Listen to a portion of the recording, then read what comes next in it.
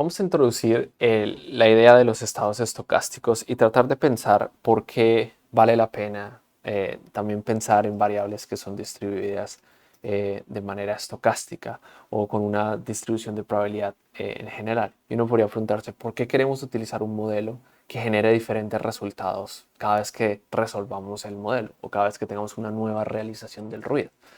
Bueno, una de las razones principales es que sabemos que no todos los fenómenos son completamente determinísticos y lo que quiero mostrar en este curso más no es tanto porque los fenómenos sean aleatorios inherentemente, sino porque también con modelos estocásticos podemos modelar lo que no sabemos, lo desconocido.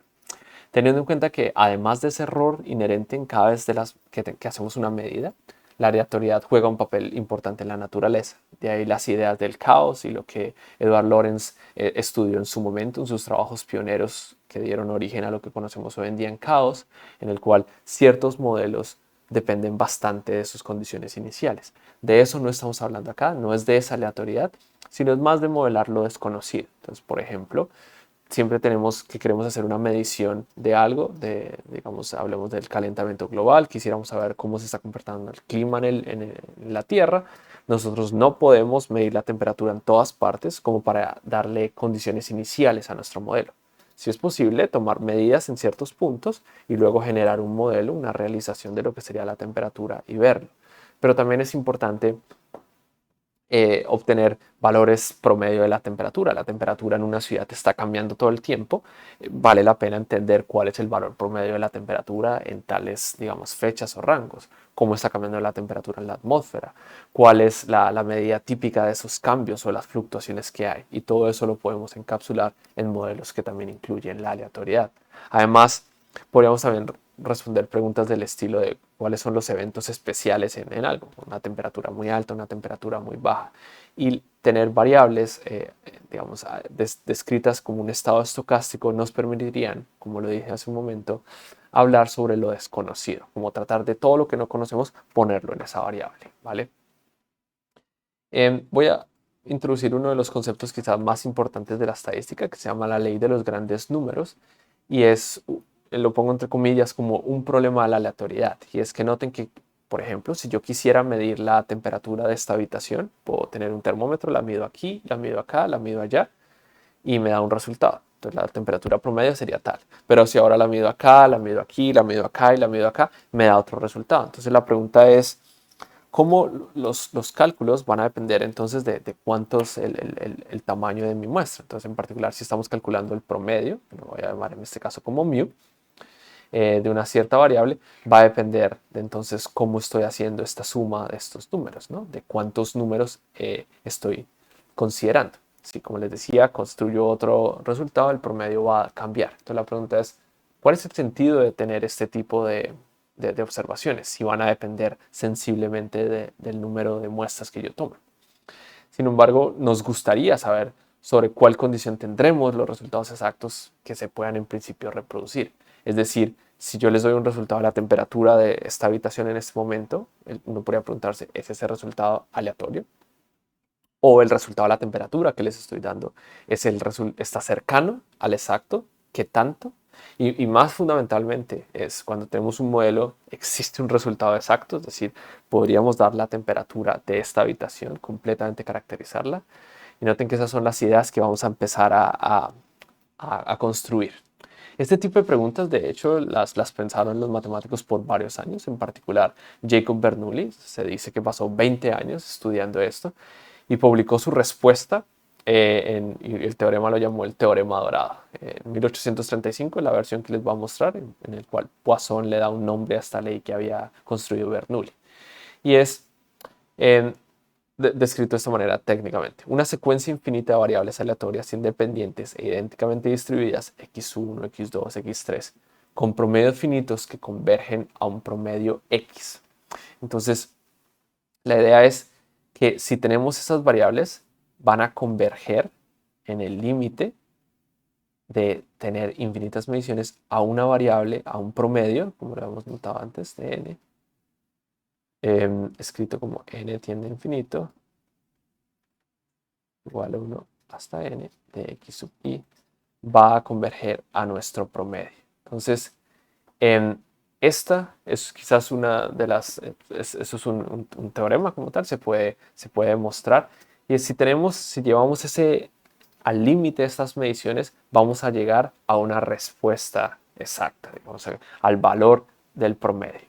Y eso es algo que es bastante, digamos, sagaz, y es el análisis entonces de estos números aleatorios dará lugares a conclusiones exactas siempre y cuando el número de la muestra sea bastante grande. Entonces, otra vez como volviendo al ejemplo que yo estaba dando, es si mido la temperatura acá, me da un valor, la mido acá, me da otro valor, la mido acá. En principio, si yo fuese capaz, y esa fue la idea intuitiva que desarrollamos, si yo fuese capaz de tomar la temperatura de toda esta habitación, pues podría dar un valor promedio y ese valor es lo que está aquí dado por la ley de los grandes números. Entonces, en principio, esa secuencia de variables va a tender a un promedio que es finito y que converge a este valor. Y eso fue uno de los primeros resultados fundamentales en la estadística. Otro tiene que ver con el teorema del límite central, en el cual vamos a cambiar un poco la estructura de la pregunta y en este caso sobre cuál sería el promedio del límite de esa suma. Entonces, lo que estamos considerando en este momento es este promedio, es ese mu sub n. Recuerden, estamos hablando de las propiedades de esta suma que va hasta un x sub n de variables que son independientes y están idénticamente distribuidas. Y la idea es qué pasa cuando este n va a infinito. Entonces uno podría preguntarse, bueno, ¿cuál es el comportamiento en general de esa distribución que estamos haciendo? ¿Cuál podría ser, por ejemplo, la distribución de densidad que nos está diciendo que rige esas variables, ¿no? Entonces nos estamos preguntando en particular por la PDF de esa. Y noten que dependiendo del modelo que estemos utilizando, lo que les decía, uno de los ejemplos que hemos hecho anteriormente es si salimos a la calle y medimos la estatura de las personas, pues vamos a tener una cierta distribución. Si voy, por ejemplo, por alguna razón y donde voy solo hay gente que juega baloncesto, pues me va a quedar una distribución bastante grande. Y si salgo luego a un jardín donde solo hay niños, pues me va a quedar una distribución bastante curiosa, donde solo había gente muy alta y gente muy pequeña. Esta idea intuitiva que estamos desarrollando, si lográramos medir de más y más personas, se va aproximando a una distribución normal. Así que la pregunta más general es, ¿cuál es el comportamiento de una función de densidad de probabilidad de una suma cuando esa suma tiende a infinito? Esta respuesta también fue abordada muchos años después, incluso por Laplace y Moivre, y es como lo conocemos hoy el teorema del límite central. Entonces lo que dice es, si tenemos esta secuencia de números aleatorios independientes e idénticamente distribuidos, de tal manera que cada uno tiende a un promedio finito, con una varianza que es mayor que cero dada por lo que está ahí, vamos a decir que la función densidad de probabilidad de la suma de esas variables, de las n variables que tenemos, la vamos a llamar dn. El teorema del límite central determina que d sub n converge independientemente del origen de la función de densidad de probabilidad a una distribución normal. Es decir, no importa el fenómeno, si se toma esto cuando n tiende a infinito, vamos a tener una distribución normal con media n mu y varianza n sigma. Y esto en términos matemáticos se puede escribir más como si calculamos la suma de estos números hasta n de x1, van a tener una distribución dada por n que está dada por, como les decía, tomar el límite cuando n tiende a infinito. Esa distribución va a tomar la forma, y esta es la notación que vamos a utilizar, una distribución normal con media n mu y varianza n sigma cuadrada.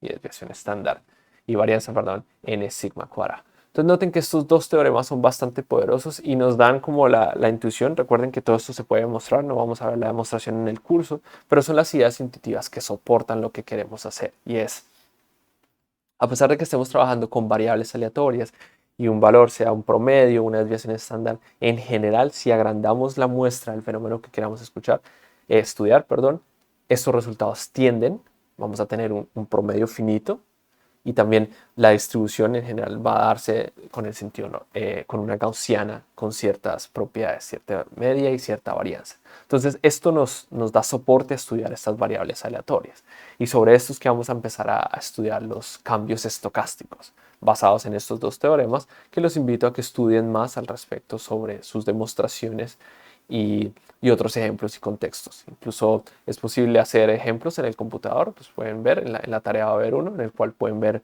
el teorema del límite central en plena acción, digamos. Obviamente no podemos hacerlo en el computador con n tendiendo a infinito, pero sí como ver las variables tienden a satisfacer esto, incluso en una manera computacional.